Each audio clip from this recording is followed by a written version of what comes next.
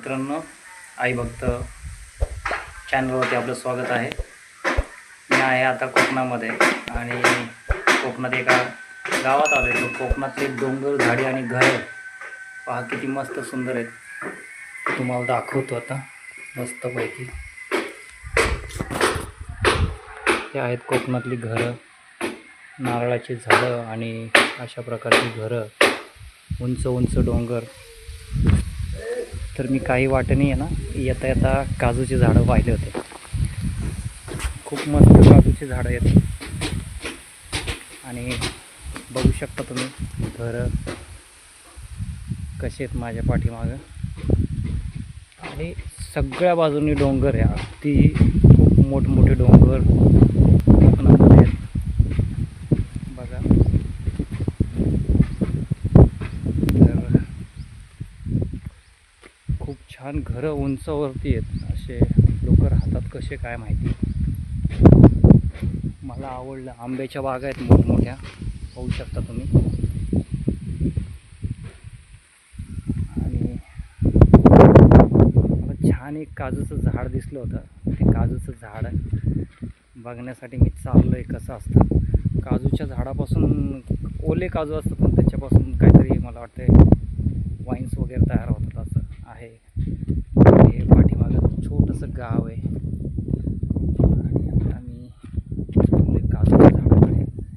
तर आपण जाऊया, काजूचं झाड बघूया कसं आहे. छान मस्तपैकी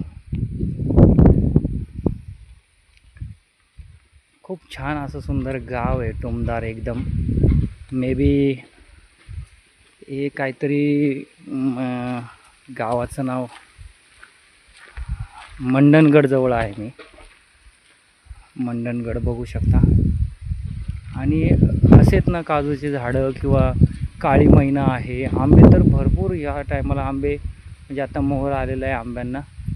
आंबे आहेत, बिबवे आहेत, असे भरपूर झाडं आहेत. तर बघू शकता आपण काजूचं झाड. हे बघा काजूचं झाड आहे समोर माझ्या. मी आलो आहे काजूच्या झाडाजवळ. काजूचं झाड बघा किती सुंदर असतं ना. हे काजूचे झाडाला काजू लागलेत. हे पहा कसे असतात काजू. दिसतात का काजू तुम्हाला? छान असे काजू. मी या दगडावरती चढतो आता. ओके, हे आहे काजूचं झाड. हे बघू शकता तुम्ही, याला लागले काजू. आणि हे झाडाचे हे काजू आहेत. अशा प्रकारचे काजू असतात. हे याच्यामध्ये असतात. हा कच्चा काजू आहे. तर मी हा एक तोडला आहे. ओके, तर हा काजू बघू शकता तुम्ही. मस्तपैकी काजू आहे. आणि मला वाटते करवंदाची झाडं पण इकडं आहे. नाही आहे मला. हे काजूचं झाड बघू शकता तुम्ही कसं आहे. खूप छान असा माहोल आणि वातावरण. तर मित्रांनो, कोकणात यायला आणि फिरायला नशीबच लागतं. हे समोरचं दृश्य छान असं.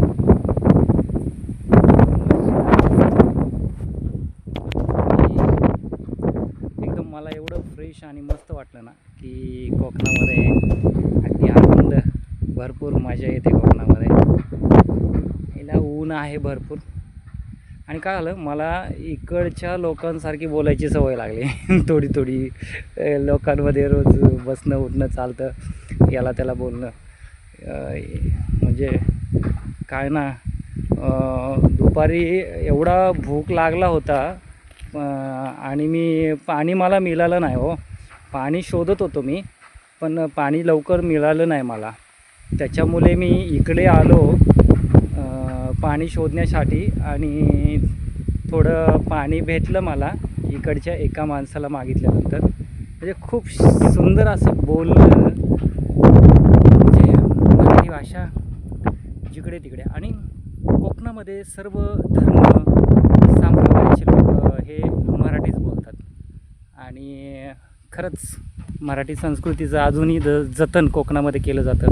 होळीचे सण असेल, शिमगा असेल, गणपती उत्सव असेल, म्हणजे बाहेर राहणारे लोक त्याच्यानंतर रमजान ईद असेल तर आता ईद येते, तर सर्वांना ईदच्या हार्दिक हार्दिक शुभेच्छा. ईद मुबारक हो सगळ्यांना.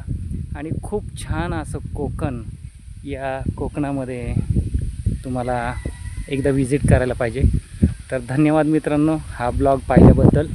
आणि असेच नवनवीन ब्लॉग पाहण्यासाठी भ्रमंती आणि सत्यकथा, संघर्ष ह्या ज्या गोष्टी आहेत देवादिकाच्या, धार्मिक सर्व गोष्टींसाठी आपल्याला आई भक्त चॅनलला सबस्क्राईब करायचं आहे. आणि नवनवीन माहिती, नवीन स्थळं पाहण्यासाठी लाईक, शेअर आणि आपले मत काय आहे ते कमेंटद्वारे मांडायचं आहे. धन्यवाद.